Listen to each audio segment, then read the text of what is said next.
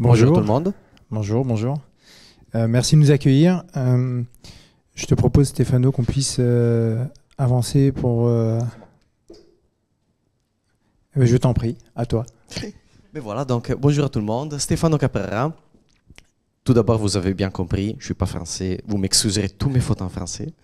Je suis Senior Manager chez Workday de l'équipe Value Management. Value Management, c'est une équipe de conseils en stratégie et je m'occupe d'accompagner nos clients et nos prospects en Europe, mais surtout en Europe du Sud, sur tous les sujets de transformation et effectivement l'IA va être un. Moussa? Et donc moi, je m'appelle Moussa Tayeb, je suis directeur commercial chez Inetum. Voilà, on va passer tout de suite à la présentation très rapide d'Inetum et de Workday. Très rapidement, Inetum, anciennement GFI pour ceux qui nous connaissaient sous ce nom. On a changé de nom il y a maintenant 2 ans. Donc Inetum, on est une entreprise qui fournit des services numériques aux grandes entreprises comme les vôtres, mais également aux entreprises du mid-market. Et en France, on a environ 10 000 personnes. Voilà, on a une entreprise française. Et on intervient sur des solutions, comme celle de Workday par exemple, pour implémenter des solutions, aider les clients à choisir la bonne solution et également à maintenir leurs applicatifs. Voilà. Je t'en prie. Merci. Très rapidement, Workday, nous sommes un éditeur de logiciels RH, finance et planning. On est à peu près 20 000 dans le monde avec 11 000 clients au global. En France, nous sommes à peu près 300 et parmi nos clients, on peut compter les Carrefour, les Decathlon, les Leroy Merlin, ADO, donc je ne continue pas. Et on a aussi beaucoup de clients dans les segments ETI. Et effectivement, des idées aujourd'hui, c'était de parler d'IA. Pourquoi? Parce que Workday est pionnier de l'IA depuis à peu près plus de 10 ans. Initialement, ce n'était pas l'IA qu'on connaît aujourd'hui, mais effectivement, on opère dans ce segment depuis longtemps. Et effectivement, c'est pour ça qu'on est ici, pour parler d'IA. Absolument. Voilà. Excusez notre rôle d'acteur, on n'est pas acteur. Mais on souhaiterait. Mais Stéphano... J'aurais gagné pour mieux. Mais Stéphano, c'est à moi. Oui. ChatGPT a été ouvert au public en novembre 2022. Tout à fait. En 2023, seulement 20% des Français utilisaient vraiment l'IA. Ouais. Qu'en est-il aujourd'hui? Alors, on s'était dit, on peut soit vous partager des stats toute la matinée, soit on demande à vous. Parmi vous, combien, dans les dernières 24 heures, ils ont utilisé de l'IA, soit pour des raisons perso ou pro? Levez la main. Et puis voilà. Pourquoi on parle d'adoption? Effectivement, ce qui vous venez de dire, c'est la quasi-totalité des personnes dans la salle ont utilisé de l'IA. Aujourd'hui, en France, on est à peu près à 50% des Français qui utilisent de l'IA au niveau quotidien, régulièrement. Donc, 2023 à 20%, aujourd'hui, un Français sur 2. C'est énorme. Et effectivement, avec Moussa, on s'est posé la question, mais comment une techno qui est disruptive dans une façon qu'ils nous l'ont bien expliqué aujourd'hui, nos collègues de AppTalk, peut être adoptée au point qu'il y a une croissance de 20%, 50%. Qu'est-ce que tu en penses? Bah déjà, j'aimerais bien que mes chiffres passent de 20 à 50%. J'aimerais bien. Ça m'intéresserait aussi.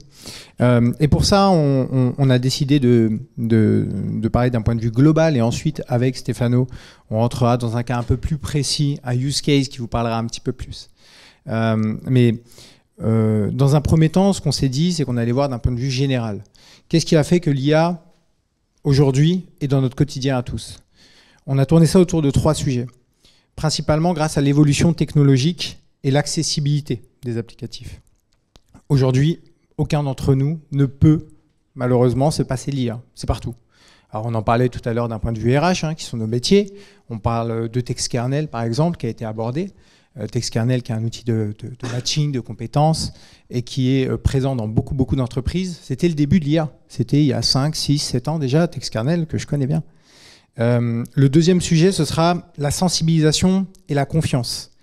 Bien évidemment, ces sujets-là sont des sujets importants, puisque si on n'est pas sensibilisé et qu'on n'a pas forcément confiance aux applicatifs, ça va être difficile de pouvoir les utiliser au quotidien. Et le troisième point, excusez-moi, j'ai un appel. Hop. Et le troisième point, ça va être évidemment de développer les compétences numériques. On en a parlé aussi tout à l'heure dans l'introduction.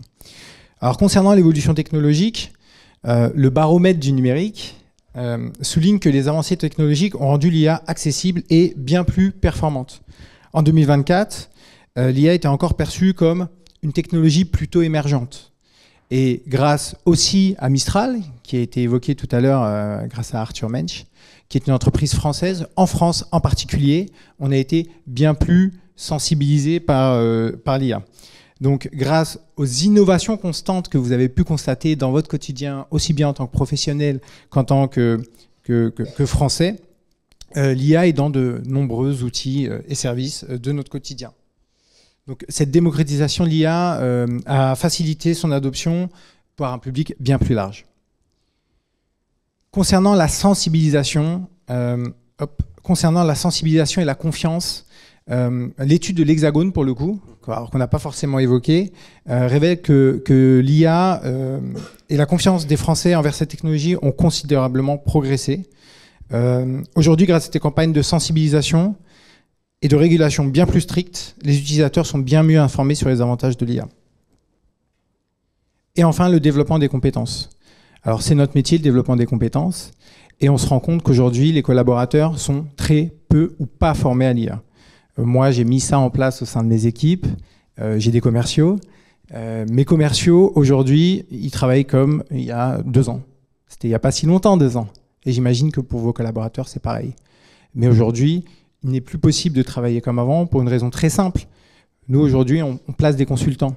Quand les consultants ont des CV qui sont tous plus ou moins différents, eh ben, on a mis en place en fait, un processus IA qui nous convertit les CV en 30 secondes sur un format identique. Donc, le développement des compétences numériques, les formations, toutes les sensibilisations que vous pouvez faire au sein de votre organisation permettront aussi l'évolution de vos équipes. À toi, Stéphano. Très bien. Quand on s'est préparé pour cette intervention, c'était dit, ce sont quoi les use cases qu'on va partager avec ce public. Donc, moi, j'ai un peu la chance de pouvoir échanger avec des entreprises à l'international et on s'est posé la question, effectivement, mais qu'est-ce qu'ils font les autres pays, au-delà de la France?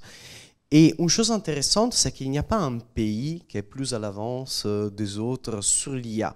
Effectivement, on peut avoir des régions où la législation est assez favorable à des mutations technologiques, je pense notamment à l'Asie. En Europe, effectivement, un peu plus, on peut dire, conservateur sur ça. Donc, effectivement, l'IA peut être arrivée un tout peu plus tard, mais ça ne change pas la donne. Honnêtement, les entreprises sont à peu près au même niveau, à niveau global.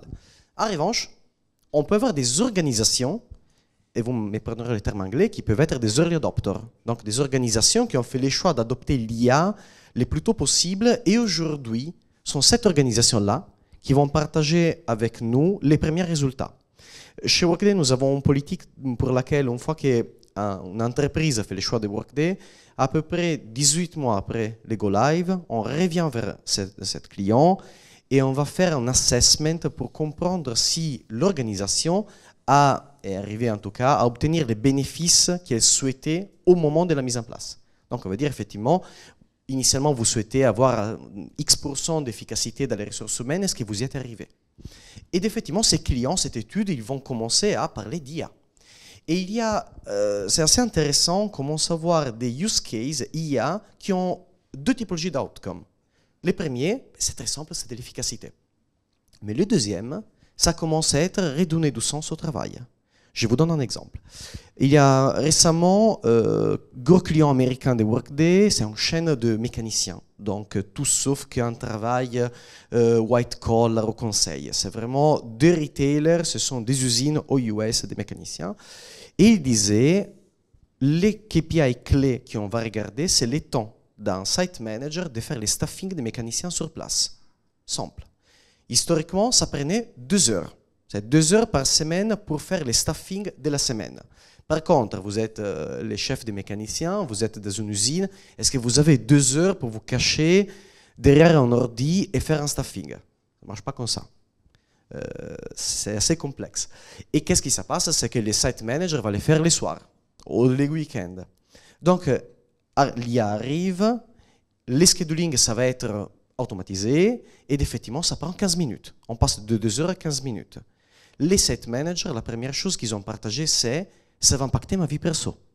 Donc, je ne pense pas que quelques site managers nous a dit, effectivement, mon épouse est assez contente, je rentre chez moi et je ne travaille pas, mais c'est un peu ça qui va faire l'IA, ça va redonner du sens. On va redonner 2 heures pour être en face d'un client, pour parler avec les équipes et pour éviter de travailler les soirs.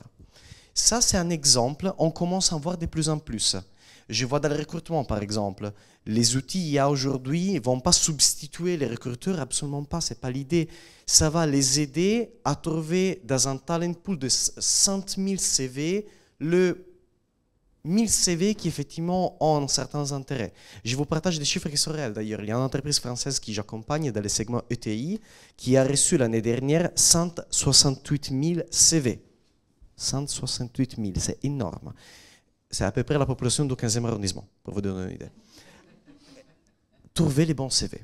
Donc effectivement, l'IA ne va pas résoudre le problème de dire je vais embaucher cette personne ou l'autre, mais ça va permettre aux recruteurs de se focaliser sur les probablement 100 CV clés pour les postes de direction et y passer beaucoup plus de temps, échanger avec eux et pas faire à l'arrache parce qu'effectivement j'ai un travail énorme.